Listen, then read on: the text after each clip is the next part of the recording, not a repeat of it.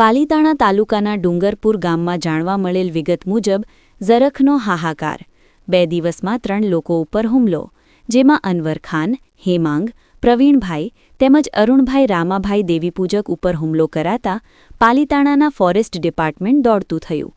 પાલીતાણા ખાતે માનસિંહજી હોસ્પિટલમાં સારવાર માટે ખસેડવામાં આવ્યા અને ઝરખ પકડવાની તજવીજ હાથ ધરવામાં આવી.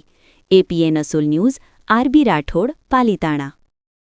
આવતા હતા મારા હાથમાં એક નાનો છોકરો હતો, એણે હુમલો કર્યો છોકરામાંથી. એટલે મારો હાથ આડો આમ રાખ્યો મેં, એટલે મારા હાથ પકડી લીધો, છોકરાને ફગવી દીધો. અને પછી મેકાવાની ઘણી કોશિશ કરી પણ કાંઈ મેકાણો નહીં. પછી મેં નાળાની નીચે નાખી દીધું. એક અમારા ગામનો ભાઈનો નિકુલભાઈ કરીને નામ છે, એનો છોકરો એ આવ્યો, એને પાણો માર્યો, પછી મેકાઈને ભાગી. ઝરખ કેટલા છે તમારા ગામમાં?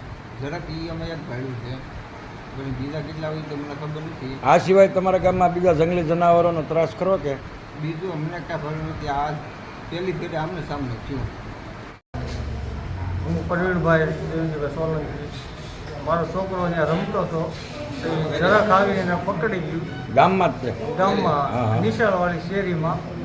અને મારો ભાઈ ને બધા બેઠા હતા, 4-5 જણા મુકાયું પણ મૂકતું નહોતું, એટલે પકડી બહુ મહેનત કરી હતી, મૂક્યું. છોકરાનું શું નામ છે? હેમાંશુભાઈ.